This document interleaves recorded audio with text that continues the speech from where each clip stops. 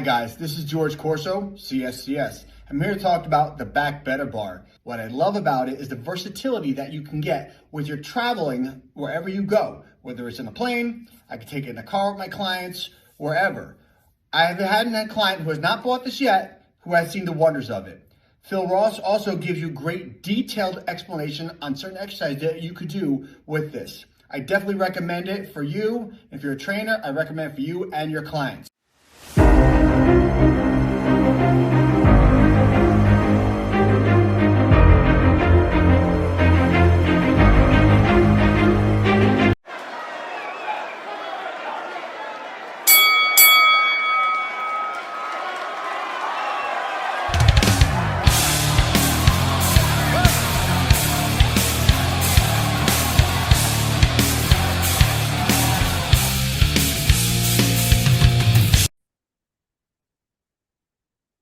The Master Phil in Your Corner podcast is brought to you by philross.com, the home site of Master Phil Industries, books, presentations, virtual training, supplements, and products, including the Back Better Bar, strengthen your back and bulletproof your shoulders, the Body Bell Method, the world's only kettlebell, bodyweight, and dynamic tension system, providing continuing education credits for trainers, coaches, doctors of physical therapy, and chiropractors. Be sure to check out our new app, Master Phil Kettlebells, on the App Store. Thank you for your patronage. Greetings and welcome to another episode of Master Phil in Your Corner. This is episode number 154, the Combat Arts Breakdown. We're going to talk about where the combat arts now, what's going on with them, what's hot, what's not, what's evolving, what's devolving, and where we're heading. I'm going to handle the MMA aspect of it, and then we have a repeat offender here many times before, Joe Rubino, our resident boxing and kickboxing expert, and he's a multiple-time national champion in both of those arenas. And then we have a brand new guest on today, Rick Delagatta. Just to give you a little background, All-American, Division I, world team guy. Everything's going to give you a little bit more detail. The guy is a plethora of knowledge, an encyclopedia on wrestling, whether it's folk style, freestyle, Greco, whatever it is. He knows it. He's the man here. So, Joe, just real quick, just give your background again, so people, in case it's their first time listening to us and you, and then Rick, you'll go then. Thank you. Okay. So I started boxing, I guess, when I was 15, started martial arts when I was 15. Got into kickboxing. Since then, I've trained in many other martial arts for different periods of time. Some Brazilian Jiu-Jitsu, some Judo. And I've been teaching probably 50 years now. Combination of it all. But I competed in boxing. I competed in kickboxing. Learned wrestling later in my life. Don't be shy. Tell them your accolades in boxing and kickboxing, please. Yeah, well, in kickboxing, I was a two-time national champion, the U.S. KBA, so amateur. Boxing, I competed in the Golden Gloves. Unfortunately, got disqualified in the semifinals, but had a couple of wins before that. Mm-hmm. And trained at Gleason's gym. Came very close to turning pro, as close as you can get, until some personal issues happened in my life. And karate, I was a black belt, Nisei Goju, which if people from Brooklyn and Manhattan, they know Nisei Goju from a long time ago in the 70s. And that's about it. More recently, I've trained Brazilian Jiu-Jitsu for about a year and a half, and some of the UFIL. Yeah. And did some judo when I was younger. Yeah. And wrestling, I got into wrestling later. I was around 30 years old. Met a guy who was a Division I wrestler himself, Gary Bio, who you know. Yes. And invited me into the wrestling room. And ever since I went into the wrestling room, I tell you, I love wrestling. It's absolutely my favorite sport. And, I learned a lot from a lot of different people, including you, including Ricky. Mm-hmm. Ricky was at my gym quite a few times, and he taught me a lot. He and his nephew, Dominic, was in my gym I think Ricky brought, if I remember correctly, brought when he was coaching Northern Highlands, he brought the whole team into my gym for a while. Yeah. So, you know, I learned a lot. Ricky's top notch. So, and so are you. So I got to learn from a lot of good people. Plus I had other Division I wrestlers in there. Tim Woods, a couple other guys. And, well, you know, Tom Farinaro. Mm-hmm. So later in my life, I did some wrestling, not at the competitive stage like you guys, but just competing in the wrestling room and at the high school level and competing in my gym. And that was it. That's pretty much it. Excellent. Rick, now Rick, tell the people your background in wrestling. It's incredibly extensive. You competed and won at a high level. You coached at high levels. You coached many people. Just give the people a little bit of your background here so they know who they're talking to. Okay. Wrestled high school in New Jersey, competed for the University of Kentucky, wrestled under the Carr family, Joe and Fletcher Carr. Our college program was a top 10 program in the country. I was a 3-time All-American for the University of Kentucky. I was actually Athlete of the Year at UK. I was named I was the first and only SEC wrestler in history to ever be named Athlete of the Year at SEC school, which is very prestigious. I was a 3-time U.S. Open champion. I wrestled for the U.S. team and won multiple national and international competitions. Was outstanding wrestler in the U.S. Open, freestyle. I represented the U.S. in the World Cup, World University Games, and many other competitions. Had extensive medals. Went on to coached many clubs. Worked with Bruce Haberly at Manhattan College. I helped him. I was coaching at clubs and then high school. I have my nephew was an NCAA champion. My 2 sons are both state champions in New Jersey, Michael and Rocco. Mm-hmm. It's just so extensive. I coached in high school in New Jersey, the St. Joe's Montvale. We were probably a top 5 team in the country for a while. I think they've dropped off since I left. I think we were as high as, I thought we were the best team in the country. I think last year they dropped to like 5th in the state, but we were good. I mean, we could beat anybody. Yeah, we beat them. We beat them in the state wrestle off. So it was that Bergen Catholic. Yeah. Well, Bergen Catholic was monsters. St. Joe's was the first team to beat them in 25 years. We dethroned them. Yep. I'm now down in Florida. I'm working with St. John Newman's high school in Naples. My nephew attends school there, and they're outstanding. They're a top 3 team in the state now. So I stay actively involved in coaching, and through competition and coaching, it's just an honor to work with so many young wrestlers. We probably have 11 guys that we coached in high school wrestling Division I right now, maybe even more, and they're all at some top schools, Ivy Leagues. We have wrestlers at Cornell, Brown, Columbia, UPenn. Have the 2 Almeida brothers at UPenn. Wow. We have Jimmy Mullen and Ryan Burton at Virginia Tech. Just so on. It's so extensive. Our guys are going to make an impact. We have 2 of them now at Oklahoma. Who we work with. Anthony Harris, he's training in Oklahoma. I think John McGinty's gone there. And my former U.S. teammate, Andre Metzger, helps Oklahoma with technique. He's their RTC technical coach. So it goes on and on, so it's exciting. Well, also your son Rocco was a Fargo national champion as well.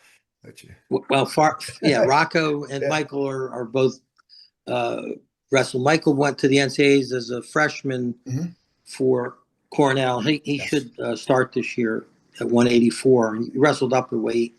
Yeah. And Rocco should be starting for Cornell at heavyweight this year. So I should have 2 boys representing the Big Red in Ithaca, which is exciting. I mean, that's a great program. I think it's like a top 5 program most years. And Michael Gray's the head coach, an outstanding program, great academics. So it's it's a pleasure. And Rocco is a freestyle national champion in Fargo, and I think he's recovering from some injuries now.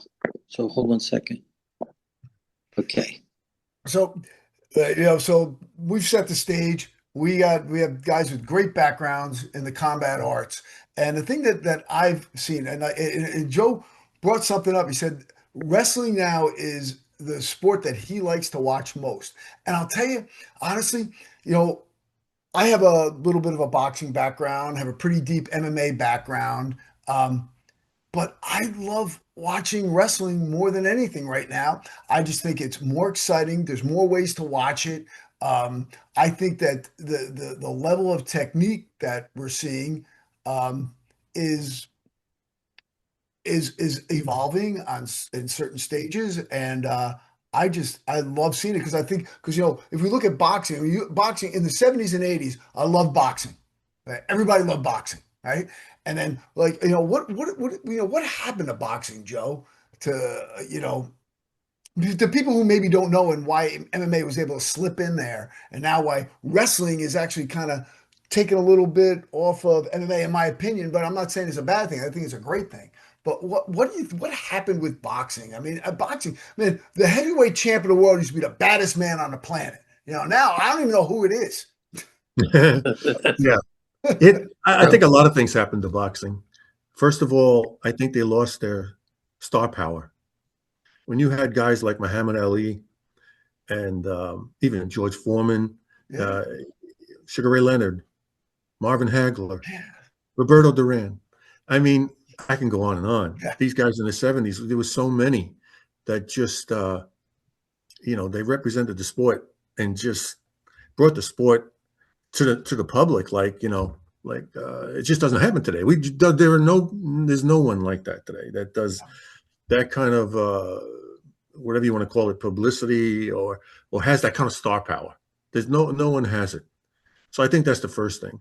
Star power went away. And the second thing is the UFC came about. And when the UFC came about, I think it pulled a lot of boxing fans because boxing fans, like you said, the heavyweight champion of the world used to be considered the baddest man on the planet. Oh. But then UFC came along and James Toney lost. Yeah.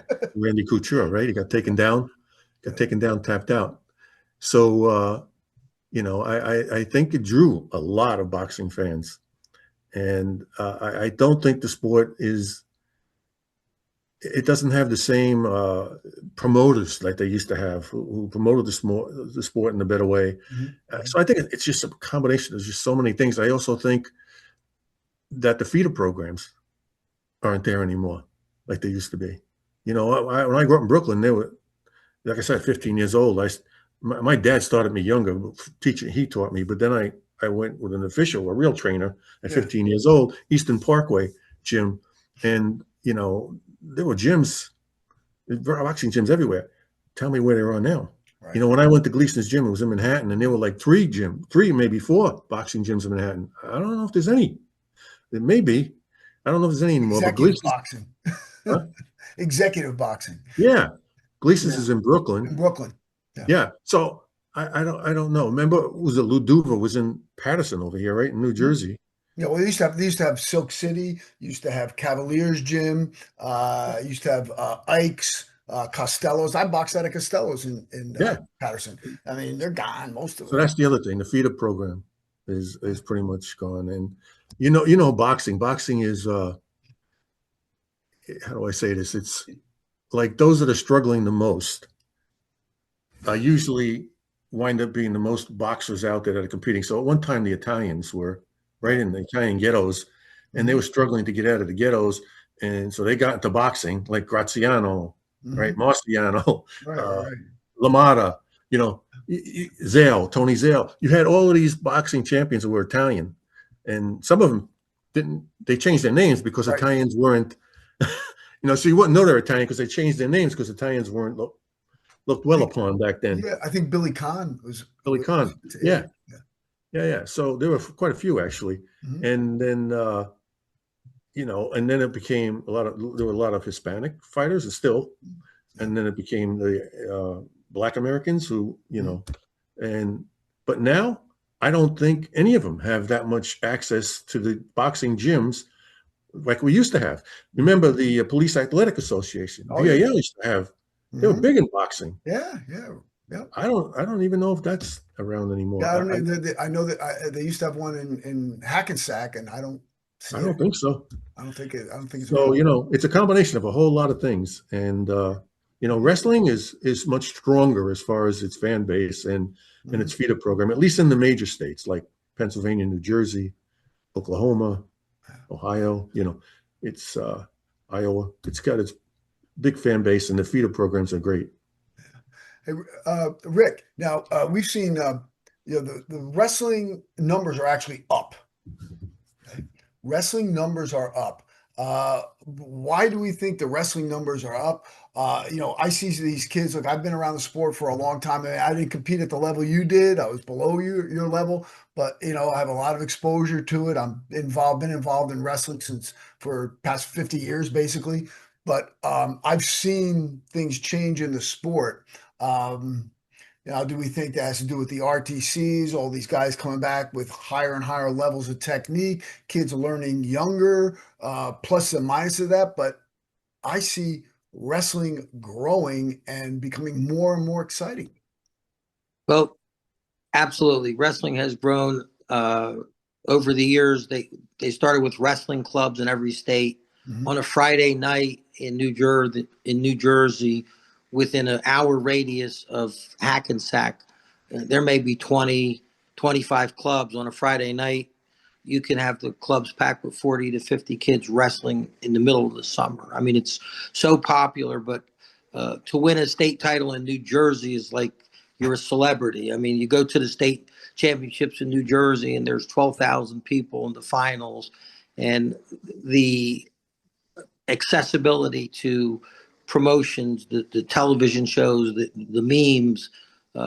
You can watch college on television now. You have the Big Ten, you have the ACC, you have ESPN has the Ivy Leagues.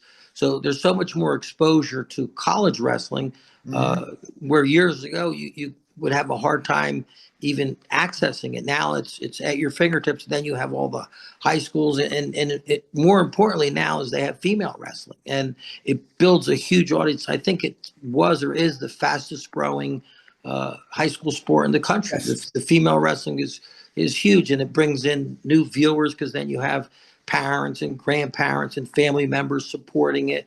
You go to Fargo. I went to Fargo. Oh my goodness, it was for 5 straight years. And there's 11,000 people competing. It's the largest wrestling tournament in the country. It's just massive, and the women and the men's sport is huge. I think that is a big part of it. And then now they've changed rules where you have 30 scholarships Yeah. for Division One, and then you have Division One, Division Two, Division Three, NAIA. You have club wrestling. Yeah. And The club JUCOs. wrestling is huge. JUCO too. Junior college, so there's Yeah. 6 areas to go. But even the club wrestling, they started clubs. I think there's over 212 clubs, and Wow. then you can have a club wrestling program at a college that doesn't have Division One, and they can have them at a club program at a college that does have Division One. So there's a lot more accessibility to wrestle.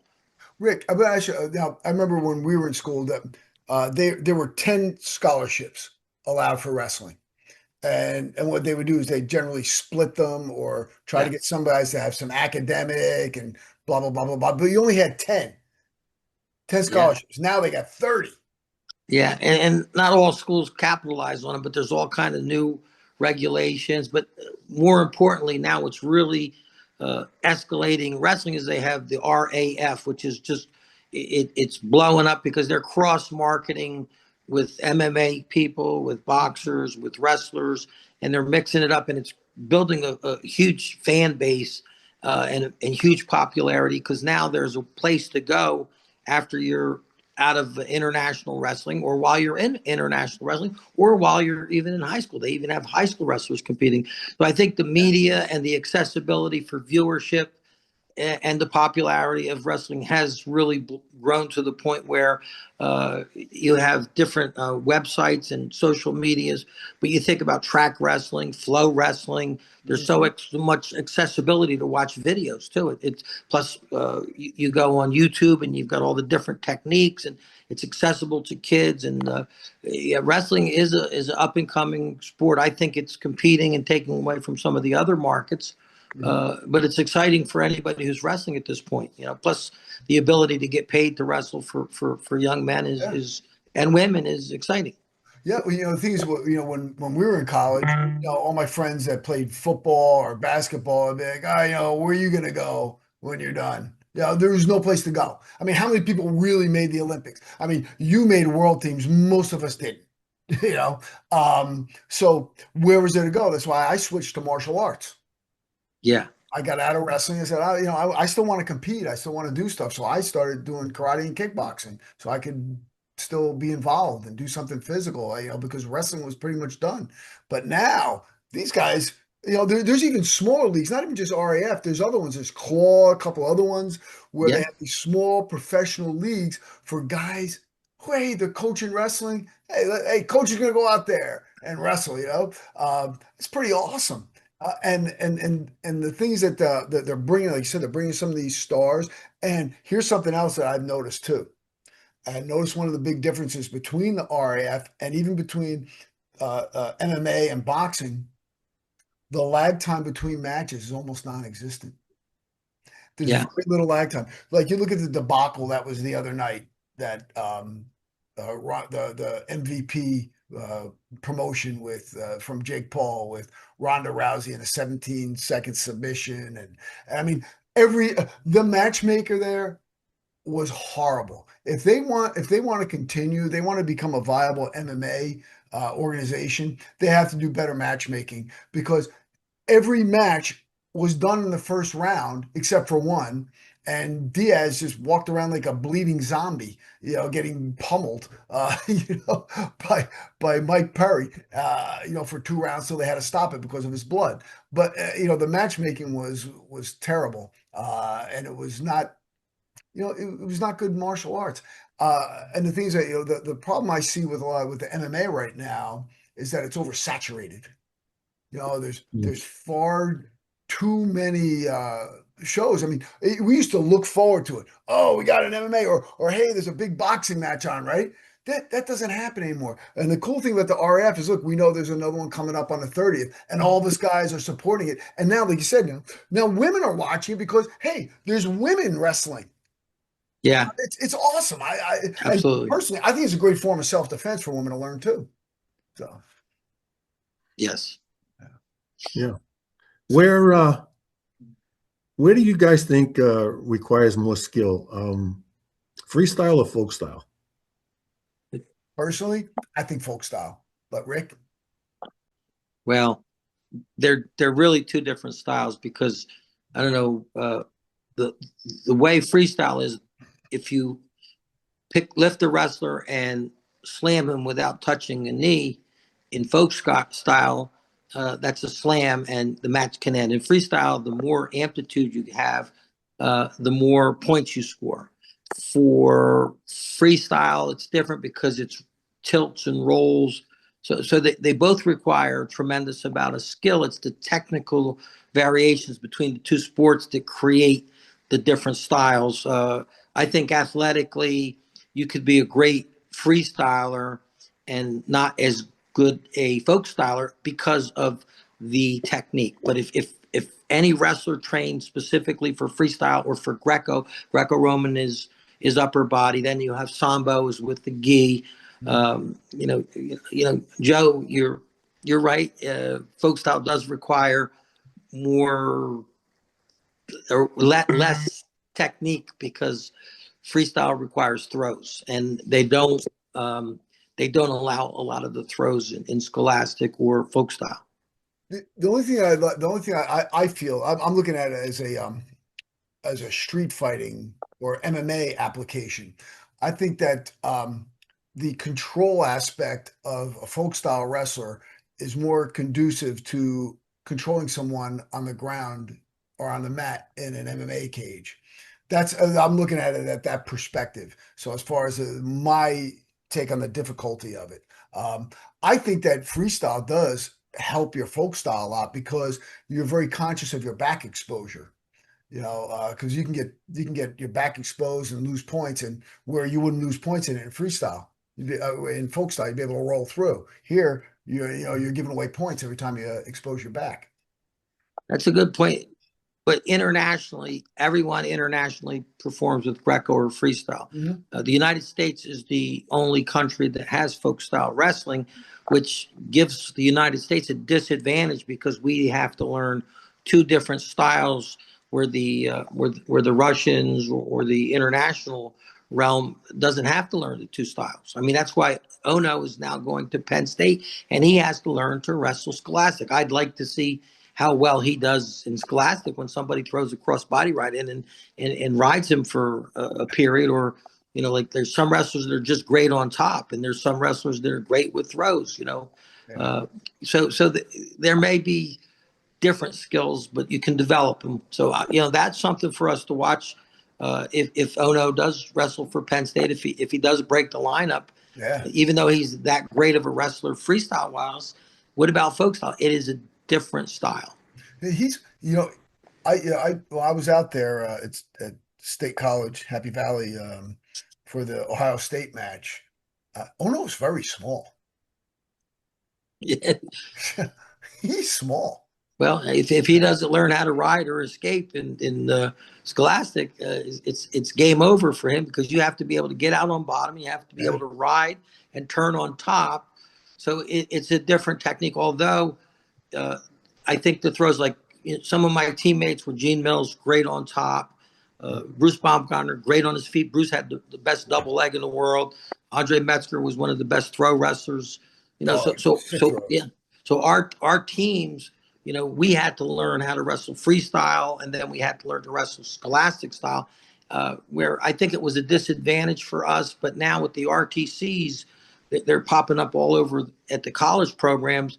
And once you're done Scholastic, the wrestlers train for freestyle, and it's allowed us to be one of the top two teams in the world every year. So, and that's because of our coaches. We have some great coaching at the national level. You know, Joe Russell, Billy Zadek. We had Kevin Jackson there. He's now at Michigan. Yeah. But coaching is so important, and the style difference is really different. But RAF is a freestyle wrestling, but they're bringing in a lot of the Scholastic wrestlers to wrestle.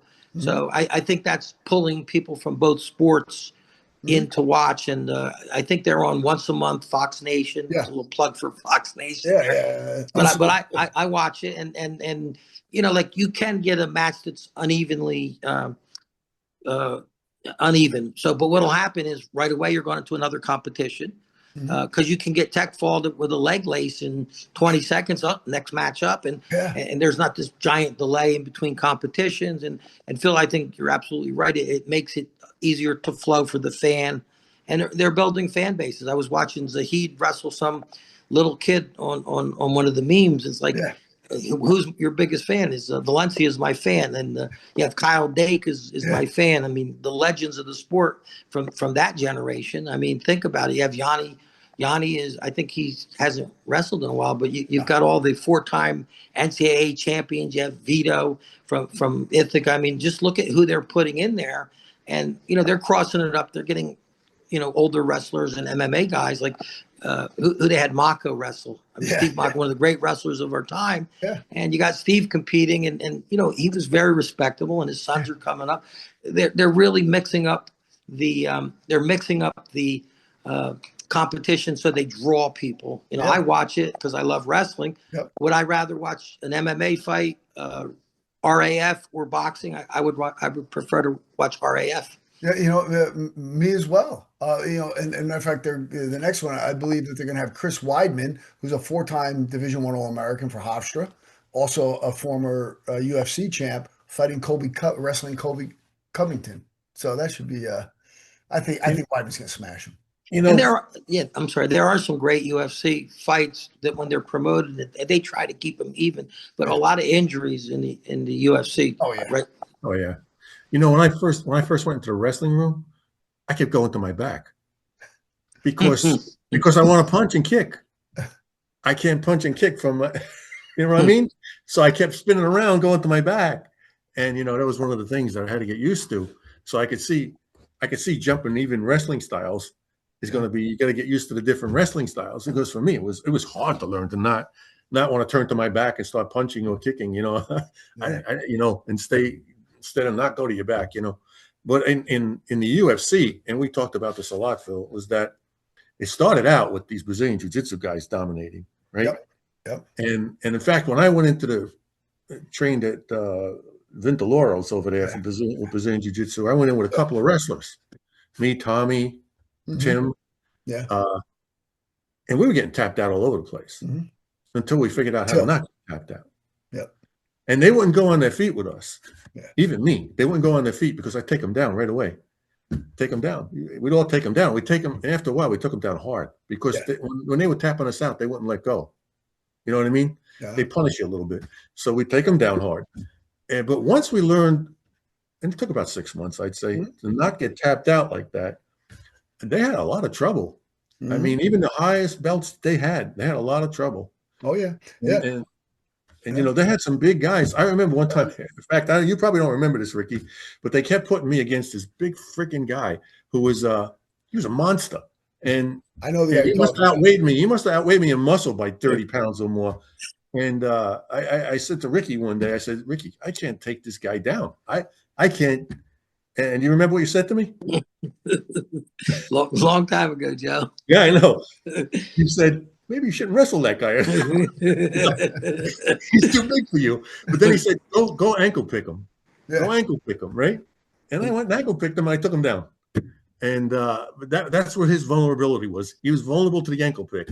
But I remember the whole transition in the UFC where the wrestlers were getting beat and the wrestlers were getting tapped out. And then when they learned to not get tapped out, how to not get tapped out, they kicked butt. I mean, they were beating everybody, right? It was, in fact, right now, I don't think there's a Brazilian Jiu-Jitsu champion in any weight class. I don't know. It's tough. Like, I don't think so. It's mixed martial arts. I'm thinking. They're great. Jiu-Jitsu's great. Muay Thai's great. Boxing's great. Wrestling's great. The champions have to train in all arts. For the UFC, yeah. Oh, yeah. But wrestling, like Phil and I always said, boxing and wrestling is the basis for a great self-defense. Yeah. You take boxing and wrestling, and then you build on that. Then you can add Brazilian Jiu-Jitsu to it. You can add kickboxing to the boxing. But the Brazilian Jiu-Jitsu guys go to their back. That's where they want to be. And if you stop from tapping out, you know, they're very vulnerable. And that's what happened in the UFC. I mean, pure Brazilian Jiu-Jitsu guys who most of them refuse to train in anything else, the pure guys. So they were like Hoist Gracie got beat up by Matt Hughes. Got beat up. I will tell you a story about if you guys know who Bernardo Faria is. He's a black belt Hall of Fame, IBJJF. He was with Allianz. He's still, I'm sure, associated with him, but he's got his own place. He's fantastic. Guy's incredible. I got to know him. He's been to my studio. I used to train with Marcelo Garcia's guys in the city. And we're at the World Championships in 2013. And, you know, for like the third time in a row, he took third because he got caught underneath these guys. And he was in the heavyweight division, but he wasn't a big heavyweight. And he was getting smashed by some of these guys. He couldn't, you know, do his deep half guard and so forth. And so I called him up 2 weeks after the tournament.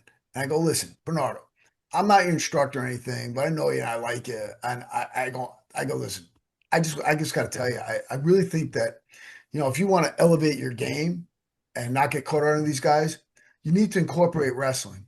And he goes, oh, Phil, no, that's perfect. I've been training with Kurt Pellegrino 3 times a week. And so he's already on it. Kurt Pellegrino, he's a great wrestler, great grappler. And then he winds up winning the world championship several times, gets inducted to the Hall of Fame because he had it wrestling to his Brazilian Jiu-Jitsu. Oh. So, Rick, to your point, is that it's super important for you to combine these things.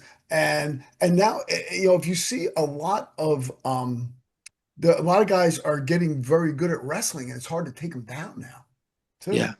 You know, The so Brazilian Jiu-Jitsu guys, you mean? Yeah, they're getting better. Well, like Henzo's guys, they all train in wrestling, right? yeah, oh yeah, Henzo. yeah, yeah, yep. So he's got his guys do everything. They do boxing, kickboxing, rest. But the very traditional guys, they won't move away from it. They stay traditional Brazilian Jiu-Jitsu. But if you're going to go in the UFC now, Oh, yeah. right now you have to train. You You have to have do to all of train it. in everything. You And have I to do still all of think boxing and wrestling are the foundation, and then you it. I build have to from it. agree. I'd have to agree, because the thing is, if you can stay on your feet, if someone can't take you down, you can hit them.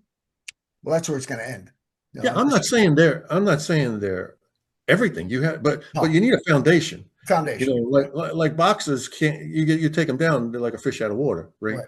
Yeah, which would happen to James Toney against Randy Couture, right? Yeah. There's a heavyweight champion boxer, Mhm. one of the best ones, and he got taken down pretty quickly with Randy Couture. Yeah.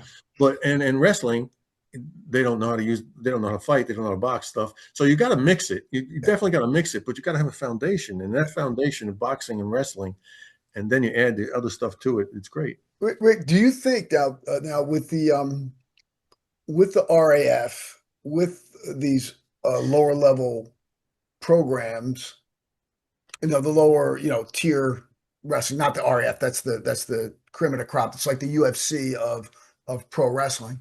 Do you think that more wrestlers are going to just gravitate to that and go away from MMA, or are they going to do kind of like what Bo Nickel and Gabe Stevenson are doing now, going into both of them? I think many will do both, but the MMA organizations are sharp. Years ago, Tiger Schulman Karate, they call it TSK MMA. They actually brought me in to coach all their black belts. I had 52 black belts, and we showed them the 5 basic takedowns on how not to get choked. And Mhm. they end up becoming the #1 grappling organization in the country using wrestling techniques. So, the education level, but the Bo Nichols of the world, and I think that it's driven by money. Yeah, that's right. It's driven by opportunity. It's driven by exposure. So I think they'll gravitate to both forms of competition, and it's all going to be driven by economics. Because if you think about it, like Joe says, you have your boxing, you have your grappling, your wrestling, you have your jujitsu. I'm excited to see the evolution of where it goes to. I really am, because I look at the Fox Nation shows and they're just packed. I mean, they're packing the arenas. So And it yeah, and a I lot of think they're people going are to go where the streaming. money is, Phil. I think they're Yeah. going to go where the money is. money, Wouldn't right? you? Wouldn't you? Wouldn't you? Oh yeah, yeah, yeah. And look, if you can do both, because I know a lot of the guys, a lot of the jiu-jitsu guys, we're still doing Abu Dhabis and doing the Nagas and the IBJJFs, and then also competing in the MMA, the UFCs, or in combats, things like that. Joe, now do you think that the rise of MMA and the rise of wrestling is also going to pull more away from boxing at this point? Yeah, I think so. I think you get damaged in boxing. Yeah. Like I'm one of the lucky ones, really, because I was taught boxing from a defense standpoint, defense first, offense second. Yeah. So I took shots, but not as many as some other people. Like a Joe Frazier took so many shots, right? Yeah. Because he was all offense. He was offensive fighter, really. So I took my shots, but fortunately for me, and I always wondered, I stopped sparring with my guys at around 58 years old. Remember I told you that? Yeah. I said, because I don't know what I'm going to be like when I'm 70. I don't know. I took a lot of shots to the head between Well, you're doing boxing. great. Yeah. You're doing great. Doing okay. Got a Thankfully. great memory there. Great memory. Thankfully, I'm doing okay. But I took a lot of shots, and that's one thing about boxing is you're gonna take the shots, and kickboxing too. You're gonna take the hits, and now the UFC, you're gonna take the punishment. So that's something for a fighter to think about. Well, If wrestlers, if they can come close to the money in RAF, yeah. you're not going to take that kind of punishment to the head. You see what I'm saying? Yeah, oh yeah, but you're not going to escape concussions with wrestling. I mean, we look at some of the guys right now. Austin Gomez, I love watching that kid. He's retired from concussions. I believe it's also one of the reasons that Yanni is done is from the concussions, because when you get And I'll tell you, one year I was coaching at the high school, and we had 7 kids with concussions. Concussions are one thing, getting knocked out is another. Yeah, that's You true. know, one of the toughest things I had when I was teaching wrestlers, Well, boy, the box like Tim, when I was teaching them to go into kickboxing ring, went to kickboxing Yeah. ring, was wrestlers. Although I know you get cross faced and everything like that, it's not the same. no. Getting It's knocked not out. the same as getting punched directly on and get kicked directly on. And they had trouble turning their heads away. You know, and you can't turn your head away, you get hit even worse, right? Yeah. So, and then once you do that, like Tim was moving up the ladder pretty good. Then he got knocked out on Staten Island. It took him Staten Island to face a guy over there. He got knocked out cold. And afterwards, it took him a while to come up. Over a minute, he was out. Yeah. Wow. And He when was he came out. up, he was out. And when he came up, he didn't know where he was. He didn't know what I'm saying? And when I drive home, I said to him, "How does it feel like to be knocked out?" He goes, "No, even good. No good, no good." Did you ever get knocked out cold? No, I'm fortunate. Like Muhammad Ali, for some reason, I got that gene too. I would knock down, but I would get my head clear by the time I hit the mat. I like bounce back up. That's what. So I don't know why. I don't know why that is, and I think it's kind of genetic. But I would hit hard. When I was about to turn pro in boxing, I went against pro fighters. Yeah. Some of the names when I told you, I sparred with them, and I got hit pretty hard and knocked down. Yeah. Got back up right away. So I think that's a genetic thing. I'm not sure. But also, I think it might have to do something with training. Maybe not. It's also training. Yeah. It is also training. Because I got flash knocked out when I fought for WAKO title in AC. I saw the flash, and I've done that a couple times where I flashed, but every time I flashed, I popped up. I only got knocked out cold once, and that was in the street, and I got hit in the head with a beer bottle from behind. Yeah. that kind of did it. Yeah, that'll do it. But in the ring, I got, I had probably, I think 3 flash where I hit, got knocked down, popped back up. I think only 3 times. Maybe. Right. You get damaged. I mean, I used to look. My mother didn't want to look at me, when I was competing. She turned her head. So it's different from wrestling and Brazilian jiu-jitsu itself, because you take punishment in the boxing ring and the kickboxing. So a lot of people, to answer your question, I think there's a lot of people who would. I think wrestling is a martial art. Oh. I always, people never looked at it that way until the UFC. Thank God for the UFC. It would have been great if the UFC was around when we were younger, wouldn't it, Phil? Oh, we would have fit right in. Man. We would have fit right in. Oh, but that's what we want to do, right? The boxing, the wrestling, the kickboxing. Oh, it would have been awesome. But the great thing about the UFC is, like, whatever style you are, whatever you are, come on in the ring. Let's see what you got, right? Yeah. Right? Let's see what Great you sport. got. Great competition, yes. I mean, if you look at somebody, smart like Dan Severn, what he did with it. Yeah. Look, he knew he wasn't a boxer. He didn't want to take the damage. He would get inside and wrestle people. That's right. Yeah. That's right. That's what a lot of the wrestlers did. Yeah. And you know what? Honestly, if you put a boxer against a wrestler, the wrestler's going to win. Yeah. Because the wrestler's going to take him down. That's what happened to James Toney.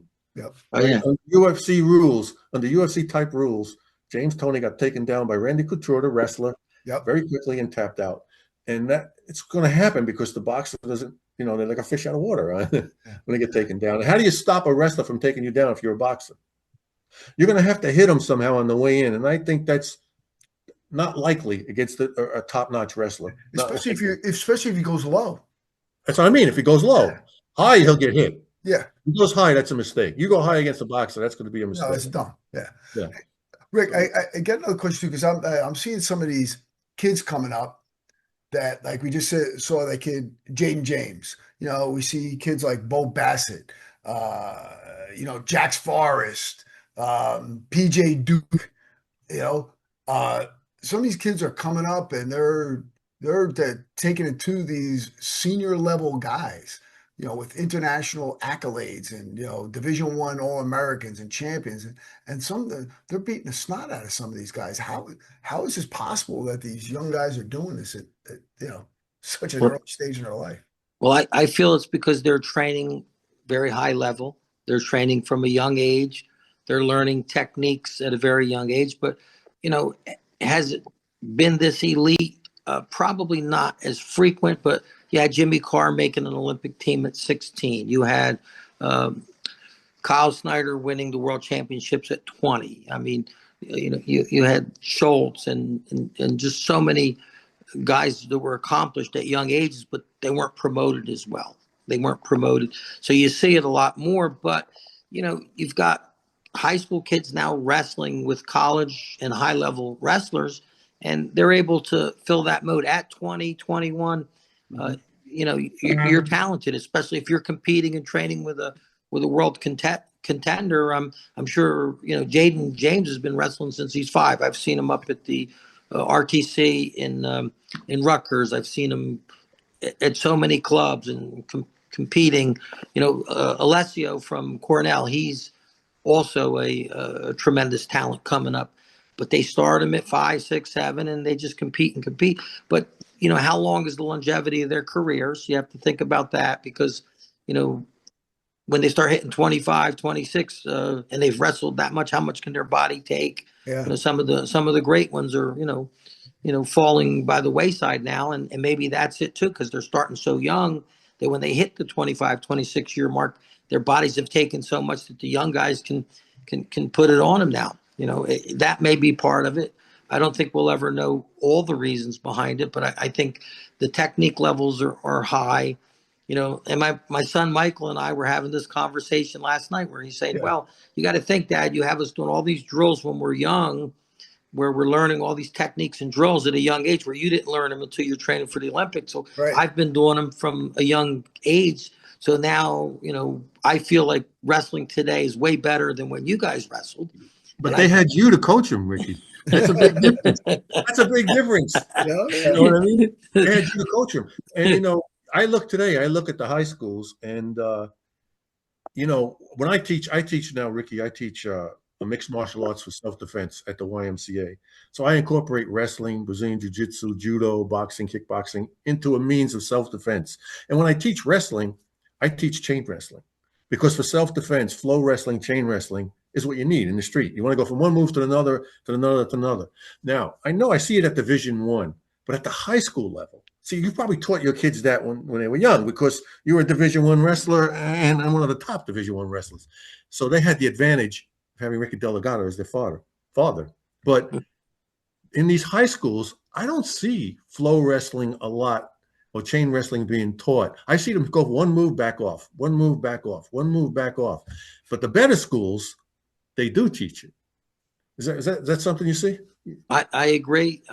When we taught our wrestlers in high school, we teach them to chain wrestle and to continue, and the counter for the counter, how to score defensively. Right. Yeah, and it has improved immensely. And you get the young wrestlers that win with pressure, but we were just talking about, these wrestlers that have all this pressure. And I just had this conversation with Andre Metzger today. He's like, yeah, but if you get a 2-on-1 on a guy, you can slow him down.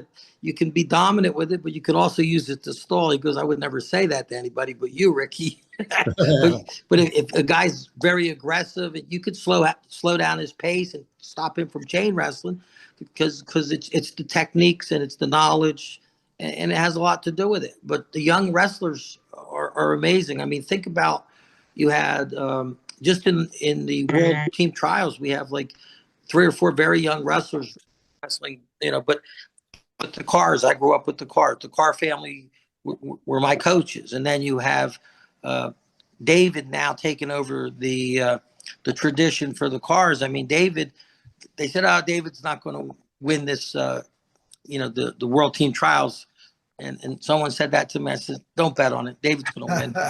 And David won. Like you can't bet against somebody who has that kind of knowledge and training and commitment. So he had a bad turn. He might have lost the match, but he'll adjust. Like when he lost to Messenbrink, I said, he's going to come back and beat him twice. Oh, no. And, the circle of men who are talking, he came back and he beat. Now, Messenbrink's a great wrestler, one of the great wrestlers of today. Oh, but yeah. I knew David because of his preparation with Nate and the family tradition was going to win, and he won. And don't ever take anything away from Messenbrink, because he is a great one. But I think that's where knowledge comes in. He had to meet the pressure, because that pressure's coming. Mm-hmm. So there's so many different styles. Like sometimes styles conflict too. Yes. I mean, the style can win or lose a match. You know, so you look at Gable Stevenson, he's a heavyweight. He snaps down and spins. It's a different skill set, but he's so good at what he does. He won the Olympics snapping guys down and spinning. Like, uh, what skill set was required to win that? It's just he's done it since he's so young. He's so good at it. Nobody can stop it. Right. Yeah. Right. Yeah. It's like Bo Nickel. He has a lot of those skills from when he was very young. He said, "I've been doing that since I was 5 years old." Right. I remember watching one of his matches. He turned the guy over and Miles Martin. There's your chain wrestling right there. Your chain wrestling right there. Yeah. He said, "I've been doing that move since I was 5 years old." Yeah. He was getting taken to his back. Yeah. Come over. Yep. Well, I'm excited to see how he that. does in college. Excited to see how he does in college. There's a lot of great college wrestlers coming up. Wrestling has built such a fan base with the ability to watch it on television. Like I said, the ACC's on TV. I mean, I come home and I can pick it. You know, the Big Ten Network, the Ivy Leagues on ESPN. It's like, wow, we have access to all this wrestling. It's fantastic. I mean, yeah, that's why I can watch wrestling every week. I can watch it. You know, and we have, like I said, we have Flow. I can look back at YouTube. I can watch old matches. I mean, it's awesome. I mean, if you look at my YouTube viewing rating, it's like I'm like 85% wrestling, 10% MMA, and then 5% fitness stuff. You know, one of the reasons why I like to watch wrestling more than boxing now is because wrestling, I think the level of wrestling has improved, at least since I've been in, since 1980 that I've been involved in it. Whereas the level of boxing, it's the great. It's the great. Like I'm watching these guys. A lot of them don't even throw punches properly. No, they don't move. They stand right in front of each other like rock and sock and robots. There's no way these guys today who are champions could beat the guys of the 70s. There's no chance that they could beat a Leonard or a Hagler. No. Or Ali. No, there's no way. Ali, they're not Duran. No, there's no way. And think about what wrestling develops. Just look at Christian Alvarez. He trained with Rocco and I for 4 years. The kid is one of the great wrestlers in New Jersey history. He was with Rocco and me. So Rocco left the school and then Christian took over. And just look at him with wrestling and football because of his wrestling skills. You know, he's with Bill Belichick at North Carolina. Bill wants him probably because Stephen Neal was with me, was a 9-time Pro Bowler because of his wrestling skills. The guy never played football, then became an All-Pro 9 times. So a lot of football players, and there's big money in football, wrestle to improve their physical skills on the field, and that's pretty much. You can't even dispute it. I mean, and Alvarez is all-state wrestling, all-state football. Do you think he would be as good in football if he didn't wrestle? I don't think so. I don't think so either. But he's 6'4", 290 pounds, so I won't tell him that. Sweetest kid in the world too. So I was excited for him, but like the development of the wrestling skills helps all sports. It does. It really does. It even improved my boxing because in a boxing ring, you could get pushed around by somebody who may be a little stronger than you and stuff, but leverage. You understand wrestling leverage. They're not pushing you around. And you can use that wrestling leverage to get an advantage position. So, yeah, it definitely affects all sports. Micah Parsons. I don't know if you know who Micah Parsons is, but he's a wrestler. Yeah. He was a wrestler. And he said, He's Green Bay now. He was Dallas, right? He was Dallas, yeah. Yeah. He's Green Bay now, yeah. Green Bay. He was great I was shocked that he got away from them, but he's great. But my nephew plays baseball, so I said, hey, you have to wrestle and train with us. Chuck and my nephew Russ, they both wrestle for different schools. One's at Canterbury, 7th grade. The other's at St. John Newman's 9th grade, but he's a 7th grade wrestler. He got 20 pins as a 7th grader wrestling high school, but it's all technique, but it develops his skills so that when they go into other sports, they become so much better at that sport. So I kind of push guys that are in other sports. Hey, wrestle, like St. Joe's and Don Bosco. A lot of in the years, Joe, when we were training out of your gym, those guys were all playing football. You had Puzio, Catruzula, you had all those great, Vinny Churchill, he played pro ball. All those guys were playing football, but they all wrestled, and that's one of the reasons Don Bosco was so dominant for years. But that's something for for football players to consider. Go wrestle just to get better at football. Absolutely. I'd have a wrestling coach in the football camp. When football season starts, I'd have a wrestling coach in there working with those guys. Absolutely. If they were smart, these teams, they would have wrestling coaches in there. Yeah, you teach them all those drills. It's a game changer. And you just mentioned Michael Parsons. I'm sure there's probably dozens. I think Ray Lewis was a state champion. Ray Lewis was. Yeah, Ray Lewis. Yep. And so was a lot of people may not know this, but Leonard Marshall was as well for the Giants, for the Super Bowl Giants. Was two times. Yeah.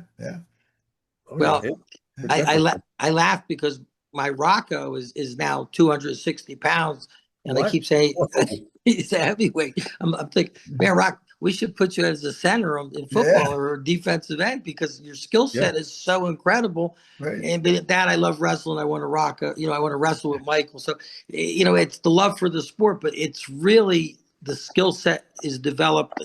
We teach them to walk on their hands, front flips, back flips. We teach them all those drills. And honestly, I was in a high school room last week, and I'm working with a group of high school wrestlers. I brought in some of our guys. We're doing a clinic for them, and nobody in the room could walk on their hand. They can't walk on their hand. So Rocco's in the room. I was like, can Rocco walk on their hand? So Rocco walks across the mat on his hands. Says, "You want me to come back, Dad?" And then he walks back. It's like the guys are saying, "How could that guy walk on his hands?" It's balance. It's development. How many guys put the time in to learn those balance skills? I'll tell you when I'm training my kids at Bergen, I train a bunch of them in the off season. We're doing handstands, walking on our hands, kettlebells, the whole thing. Oh, the kettlebells. Yeah, they're good. But you know who's big in that? Kyle Dake's big kettlebell guy. And I don't know if anybody watching knows, and I told, I had a discussion about it. He won the NCAAs, and it'll probably never be done again. He won 4 years at 4 different weight classes. And his high school coach was one of my former teammates, John Cotmell, from the University of Kentucky. So John was his coach, and he's still like family to him, but we laugh, we talk about Kyle all the time because what a talent that guy was. Oh yeah. He seems to get the other thing is the conditioning of wrestling. Which is like no other sport, I think. When I first went into the wrestling room, I was 30 years old. Not old, but I had stopped competing a few years ago, but I was still in fantastic shape. But I got to tell you, it beat the heck out of me. I was in the best condition of my life after 6 months. Even when I was competing in boxing and kickboxing, I was in the best condition of my life in wrestling after 6 months in the wrestling room. High school wrestling room. I can't imagine college, but high school wrestling room. I was in the best shape probably in my life because what it does, all that dynamic tension and all that pulling and pushing, and it's like it works muscles that you never use in these other sports. You don't use them. Well, the thing is when Chimaev fought Strickland a couple of weeks ago, I think the weight cut hurt him, but he wrestled him so much the first round, he was done. He lost so much energy. That's why and then he was on the bottom. I mean, he was on the underneath Strickland. Here's the wrestler, one of the greatest wrestlers in UFC, on the bottom of Strickland. And then he didn't do much wrestling after that because it took too much energy for him. It beat him up too much. And, the weight cut, I think, he should be at 205, but that's a whole other story. But so the conditioning. Now, when I took guys from wrestling to boxing, they would get exhausted after 1 minute in the boxing ring, but you know why, right? Can you figure out why? Yeah, nerves, just tension. They were too tight. And they relaxed on the wrestling mat because they've been wrestling for so long. And the boxers are relaxed because they've been boxing or kickboxing. But when they put a wrestler in there for the first time they ever get in the ring, they tense up, right? They tense up. So, like Tim, he came back after a minute. He says, I'm a Division I wrestler, man. It wasn't that long ago. I'm in fantastic shape. How can I be exhausted? And I said, stop being so tense. You're too tense. Relax out there. Relax. It's just so that part of it. But the wrestlers I think they're in the best condition of any athlete in the world, or wrestlers. Hey guys, you know what? We could probably go on for another 6 hours on this. But let me see. Where'd Rick go? Disappeared for a second. I guess he walked to the other room. All right. But Joe, any parting words for anybody for the? No, I mean, I think it's good that we have wrestling being promoted as it is today, I think it's a great sport. And if I had a son, kids, for sure I would put them in wrestling. I like Ricky said, it helps every sport. Yep. And I think, you know, it's a great sport. That's all I could say. I mean, I still love boxing, but wrestling has moved to the number one position for me. And you know, especially the view right now. And listen, Yeah. because boxing, as we said before, boxing has gone the other way, and wrestling has improved a lot. Yeah. Well, I think Ricky's connection got lost here, so I'll sign off for us. Ricky, thank you for coming on, and Joe, of course, always thank you. Always a pleasure Thank having you. you here on the show. Signing Thank off. you. It's fun. Strength and honor. Strength and honor. It's fun.